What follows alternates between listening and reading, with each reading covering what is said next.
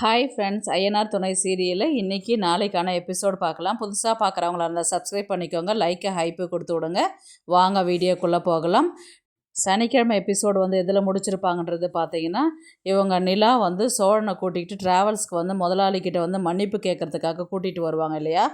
அதே தான் இன்றைக்கும் அதுலேருந்து தான் கண்டினியூ பண்ணியிருப்பாங்க. இப்போ அவங்க நீங்கள் வெயிட் பண்ணுங்கள், நான் போய் முதலாளிகிட்ட பேசிட்டு வரேன்னு சொல்லிட்டு உள்ளார போவாங்க. அதுக்கப்புறம் சோழன் முதலாளி காலில் விழுந்து என்னை மன்னிச்சிருங்கண்ணா அப்படின்ற மாதிரி தான் அவர் பேச ஆரம்பிப்பார். நீ அழாதரா சோழன், ஆம்பளைங்க அழுதா எனக்கு பிடிக்காதுன்னு தெரியாதா, எதுக்கு அழற நீ அப்படின்ற மாதிரி தான் அவர் பேசுகிறாரு. அதுக்கப்புறம் நான் உன்னை மன்னிச்சிட்டேன், நாளிலேருந்து நீ வேலைக்கு வந்துடு அப்படின்ற மாதிரி தான் அவர் சொல்கிறாரு. இல்லை நான் வரல, நான் உங்கள்கிட்ட மன்னிப்பு கேட்குறதுக்கு தான் நான் வந்தேன், நான் மன்னிப்பு கேட்டுட்டேன், நான் உங்கள்கிட்ட திரும்பவும் எனக்கு வேலை கொடுங்க அப்படின்னு நான் கேட்குறதுக்கு நான் வரல, உங்கள்கிட்ட மன்னிப்பு கேட்டுட்டு நான் போகலான்னு தான் நான் வந்தேன் அப்படின்ற மாதிரி தான் சொன்னதுக்கு, நீ அதெல்லாம் பேசக்கூடாது, நீ நாளைக்கு காலையில் கிளம்பி எப்பயும் போல் வேலைக்கு வந்துடு நீ அப்படின்ற மாதிரி தான் சொல்லுவாங்க. அதுக்கப்புறம் சோழன் சரி அப்படின்னு சொல்லிட்டு சொல்லுவார். ஆனால் ஒன்று என்னென்னா, இனி நான் இதுக்குள்ள பணத்தை எண்ண மாட்டேன், டோரை லாக்கை எப்போவுமே தான் க்ளோஸ் பண்ணியே தான் வைப்பேன் நான். என்னென்னா கொஞ்சம் பண விஷயத்தில் கொஞ்சம் உன்னை டவுட் பண்ணுற மாதிரி தான் இருக்குது, மற்றபடி உனக்கு எனக்கு எந்த பிரச்சனையும் கிடையாது, நீ எப்பயும் போல் வரலாம், வேலை செய்யலாம், போகலாம் அப்படின்ற மாதிரி தான் சோழனுடைய முதலாளி சொல்லுவார். அதுக்கப்புறம் உன் பொண்டாட்டி எங்கடா அப்படின்ற மாதிரி கேட்டதுக்கு, வெளியில் உட்காந்துருக்குறாங்கண்ணா அப்படின்ற மாதிரி தான் சொல்லுவார். இப்போது அது உனக்காக எவ்வளோ கஷ்டப்படுது, இப்போ அது அவமானப்படக்கூடாதுன்னு சொல்லிட்டு தான் நீ திருடின இல்லையா, அது இப்போ எவ்வளோ அவமானப்பட்டு நிற்குதுன்றது நீ கொஞ்சமாவது யோசிச்சு பார்த்தியா?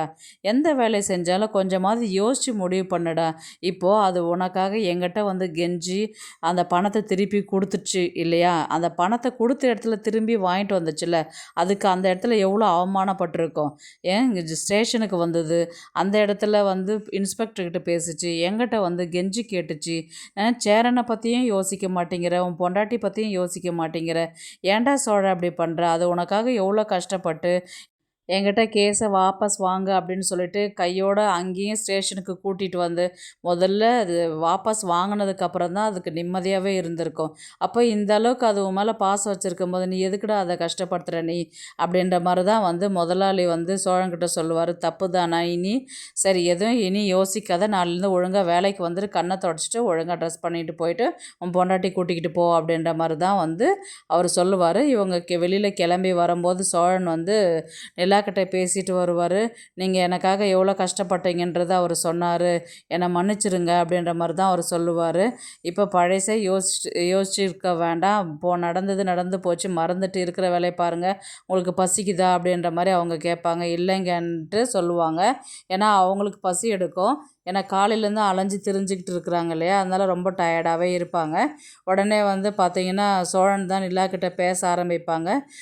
நான் உங்களை நல்லா பார்த்துக்கணும் தான் நினைக்கிறேன், நான் ஒரு 2 ஸ்டெப் முன்னெடுத்து வச்சாக்கா அது எனக்கு பின்னாடி கொண்டு போய் வேறு மாதிரி பிரச்சனையை கொண்டு விட்டுடுது, நீங்கள் நல்லா இருக்கணும், நீங்கள் சந்தோஷமாக இருக்கணும்னு தான் நான் அந்த பணத்தை எடுத்துக்கிட்டு இருந்தேன், என் எதற்குள்ளே பணத்தை எண்ணிக்கிட்டு நான் பணம் கேட்கும்போது பணம் இல்லைன்னு சொல்லிட்டு அவர் சொன்னார், அதனால தான் எனக்கு என்ன செய்யுதுன்னு தெரியாமல் நான் அந்த பணத்தை கொண்டு உங்ககிட்ட நான் கொடுத்தேன் நான் அப்படின்ற மாதிரி தான் சோழன் பதில் சொல்வார். அதுக்கப்புறம் நீங்கள் சென்னைக்கு எதுக்காக வந்தீங்களோ அந்த வேலையை நீங்கள் செய்யணும், நல்ல வேலை செய்யணும், நல்லா படிச்சிருக்கிறீங்க, என்னால் நீங்கள் கஷ்டப்படுறீங்க, என்னால் உங்களுக்கும் பிரச்சனை, வீட்லேயும் பிரச்சனை, நான் உங்களை நல்லா பார்த்துக்கணும்னு நினைக்கிறேன், ஆனால் அது எங்கெங்கே கொண்டு போய் விட்டுடுது, எனக்கு உங்களை ரொம்ப பிடிக்குங்க, நான் உங்களுக்காக எல்லாமே உங்களை சந்தோஷமாக வச்சுக்கணும், உங்களுக்காக எல்லாமே செய்யணும், நான் நிம்மதியாக வச்சுக்கணுன்னு தான் நானும் எதிர்பார்க்குறேன், ஆனால் நான் ஒன்று நினச்சா அது வேறு மாதிரி கொண்டு போய் விட்டுட்டதுனால நான் ஒரு பொறுக்கியாக உங்ககிட்ட தெரிகிறேன், நான் இப்போ நான்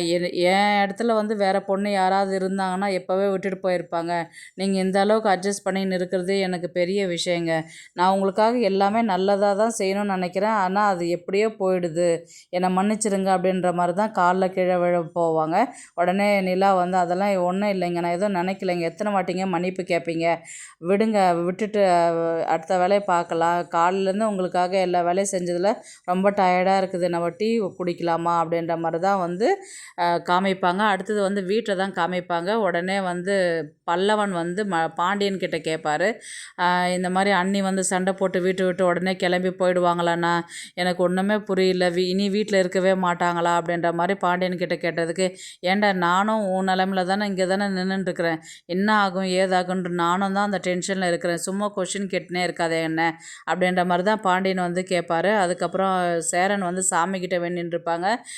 இத்தனால ஏதோ ஏதோ பிரச்சனை நடந்தது, நிலா வந்து கத்தி ஆர்ப்பாட்டம் பண்ணாங்க, ஆனால் இந்த விஷயத்த வந்து மன்னிச்சு விட்டு அவளை சோழனை ஏற்றுக்கணும், கடவுளை எந்த பிரச்சனையும் வரக்கூடாது அப்படின்ற மாதிரி தான் வந்து சேரன் வந்து சாமி கும்பிட்டுருப்பாரு. உடனே நிலாவும் சோழனும் வீட்டுக்கு வருவாங்க. வீட்டுக்கு வந்தோடனே பார்த்தீங்கன்னா நடேசன் தான் பேச ஆரம்பிப்பார். என்னம்மா இவ நிலா வந்து எடுத்தோடனே சொல்லுவாங்க, என்ன எல்லாரும் ஒரு மாதிரி பார்த்துட்டுருக்குறீங்க அப்படின்னு சொல்லி கேட்டதுக்கு, உடனே பாண்டியன் தான் கேட்பாரு, இல்லைங்க நீங்களும் அண்ணனும் வெளியில் போயிட்டு இன்னும் வரவே இல்லையா, அந்த டென்ஷனில் தான் அமைதியாக நின்று பார்த்துட்டுருக்குறோம் அப்படின்னு சொல்லி சொன்னதுக்கு நிலா உடனே சொல்லுவாங்க, நேராக சோழனுடைய முதலாளி ஆஃபீஸுக்கு தான் போனோம், அவர்கிட்ட மன்னிப்பு கேட்டுட்டு வந்தார், நாளைக்கு கூட வந்து வேலைக்கு ஜாயின் பண்ண சொல்லிட்டாரு, சோழனை வந்து அவர் மன்னிச்சு ஏற்றுக்கிட்டாரு, நாளைக்கு ரெகுலராக வந்து வேலைக்கு வா அப்படின்ற மாதிரியும் சொல்லி அமுச்சிட்டாரு அப்படின்ற மாதிரி தான் நிலா சொன்னதுக்கு, அப்படியா சொன்னார் அப்படின்ட்டு நடேசன் சொல்லுவார், என்னம்மா நீ வந்து இங்கே தாம் தூம்னு குதிப்பை, நீ நான் இங்கே இருக்க மாட்டேன், பெட்டி எடுத்துன்னு போயிடுவேன்னு சொல்லிட்டு இவனுங்கெல்லாம் சொல்லிட்டு இருந்தாங்க, நீ வந்து அமைதியாக நின்றுட்டுருக்குற அப்படின்ற மாதிரி தான் வந்து சொன்னதுக்கு, எல்லாருமே பாண்டியன் பல்லவன் சேரன் எல்லாம் வந்து நடேசனை முறைப்பாங்க, ஏன்டா எல்லாரும் என்ன முறைக்கிறீங்க அப்படின்ற மாதிரி தான் அவர் கேட்பார். உடனே நிலா வந்து அமைதியாகவே இருப்பாங்க. உடனே சோழன் போய் சேரனை கட்டி பிடிச்சி, அண்ணா என்னை மன்னிச்சிருண்ணே, நான் பண்ணது தப்பு தானே, என்னை மன்னிச்சிருண்ணே, எல்லாருக்கும் கஷ்டம் கொடுத்துட்டேன், என்னை மன்னிச்சிருண்ணே, ஏதோ பதட்டத்தில் செஞ்சுட்டேண்ணே, என்னை மன்னிச்சிருண்ணே அப்படின்ற மாதிரி தான் வந்து சோழன் வந்து கட்டி பிடிச்சி அழுவார். உடனே நிலா என்ன சொல்லுவாங்க, கட்டி பிடிச்சி அழுதா போதுமா, காலில் விழுங்க அப்படின்ற மாதிரி தான் வந்து சொல்லுவார். நான் வந்து நியாயப்படுத்த விரும்பல, ஏதோ நான் தப்பு பண்ணிட்டேன், என்னை மன்னிச்சிருண்ணே அப்படின்ற மாதிரி தான் வந்து சொல்லுவாங்க. உங்களுக்கும் நிலாவுக்கும் நான் நிறைய கஷ்டத்தை கொடுத்துட்டேன், என்னை மன்னிச்சிருங்க அப்படின்ற மாதிரி தான் சொல்லுவாங்க. உடனே சேரன் அதெல்லாம் ஒன்றும் இல்லை விடுடா அப்படின்ற மாதிரி தான் வந்து அவர் சொல்லுவார். உடனே பாண்டியனுக்கிட்டேயும் பல்லவன்கிட்டையும் போய் கட்டி பிடிச்சி, என்னை 2 பேரும் மன்னிச்சிருங்கடா, உங்களையும் கஷ்டப்படுத்திட்டேன் நான் அப்படின்ற மாதிரி தான் வந்து சொல்லுவாங்க. உடனே நிலா வந்து என்ன சொல்லுவாங்கன்னா, காலையிலேருந்து ரொம்ப டயர்டாக இருக்குது, நான் ஃப்ரெஷ்ஷப் ஆகிட்டு வந்துடுறேன், சாப்பிட்லாம் அப்படின்ற மாதிரி அவங்க சொல்லிவிட்டு ரூம் உள்ளே போவாங்க. சேரனும் சரிப்பா அப்படின்வாங்க. அதுக்கப்புறம் சோழன்கிட்ட சொல்லிவிட்டு, ஜெயிலுக்கெலாம் போயிட்டு வந்திருக்கிறேன், சரி குளிச்சுட்டு வாடா சாப்பிட்லாம் அப்படின்ற மாதிரி சொல்லுவாங்க. சரிண்ணா அப்படின்னு சொல்லிட்டு இவர் கிளம்பி போவார். உடனே பல்லவன் வந்து பாண்டியன்கிட்ட கேட்பார், பாருண்ணா அண்ணா வந்து சோழனை மன்னிச்சிட்டாரு அப்படின்ற மாதிரி தான் வந்து பல்லவன் கேட்டதுக்கு, ஆமாண்டா இப்போ என்னடா பண்ண சொல்கிற அப்படின்னு, இல்லைண்ணா நான் பண்ண தப்பு தானே, அவங்ககிட்ட பேசுது என்கிட்ட ஏன்னா பேசவே மாட்டேங்குது, நம்ம அண்ணன் தானேடா கண்டிப்பாக பேசுண்டா, விட்டுட்டு ஏதாவது ஒன்று சொல்லுண்ணா நீ அப்படின்ற மாதிரி தான் பல்லவன் வந்து சொல்லிட்டு போவார். உடனே உள்ளார சேரன் வந்து பாத்திரம் கழுவிட்டு இருப்பார்.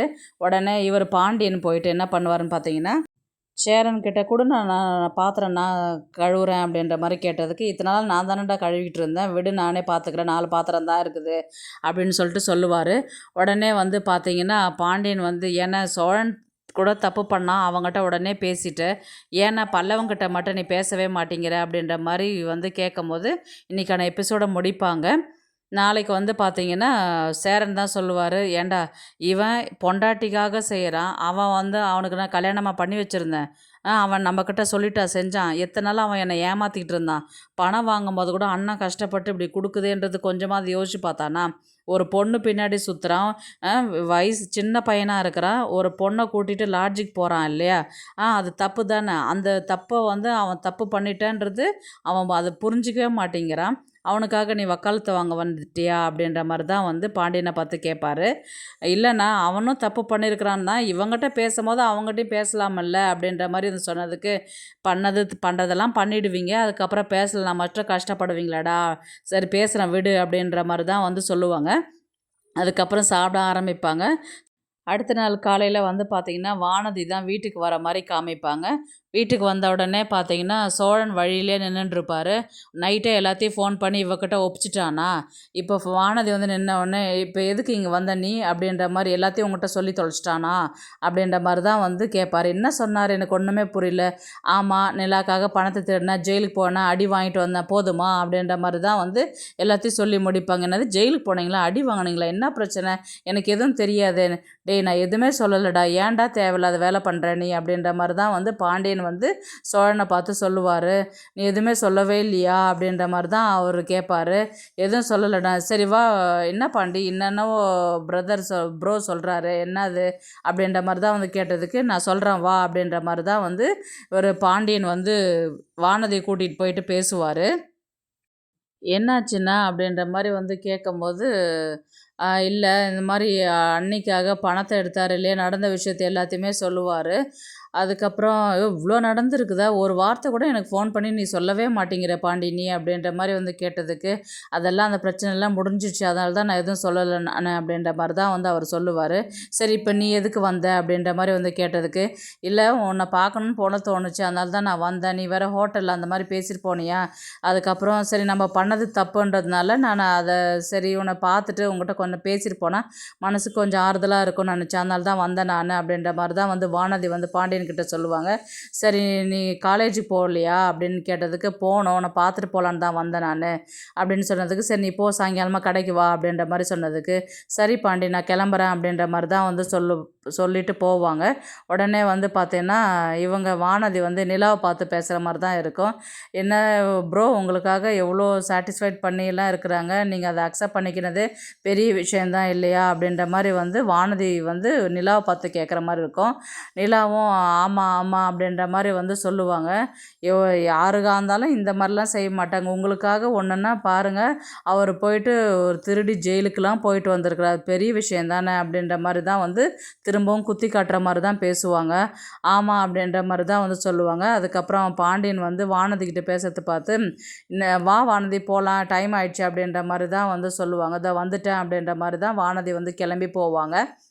அப்புறம் நிலா வந்து யோசிப்பாங்க, எல்லாருமே வந்து சோழனை வந்து நம்ம மேலே இவ்வளோ அக்கறை இருக்குது, அதனால தான் அவர் இந்த ஸ்டேஜுக்கும் போகிறாங்க அப்படின்ற மாதிரி வந்து நிலா வந்து யோசிக்கிறதுனால, நிலா வந்து அடுத்த ஸ்டேஜ் வந்து சோழன்கிட்ட சேர்ந்து வாழலாமா இல்லை விட்டுட்டு போயிடலாமா, இல்லை ஏன்னா அவங்க வீட்லேயும் வந்து எல்லாருமே நீ சண்டை போட்டு வீட்டை விட்டு வெளியில் கிளம்பி போயிடுவ அப்படின்னு தானே அவங்களும் எல்லாருமே சொன்னாங்க.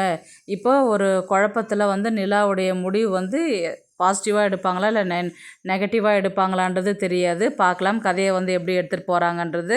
இந்த வீடியோ உங்களுக்கு பிடிச்சிருந்தா ப்ளீஸ் லைக் பண்ணுங்கள், ஷேர் பண்ணுங்கள், சப்ஸ்கிரைப் பண்ணுங்கள். தேங்க்ஸ் ஃபார் வாட்சிங். இந்த வீடியோ பிடிச்சிருந்தா லைக் பண்ணுங்க, நம்ம சேனலை சப்ஸ்கிரைப் பண்ணுங்க. உங்க ஆதரவு ரொம்ப முக்கியம். நன்றி.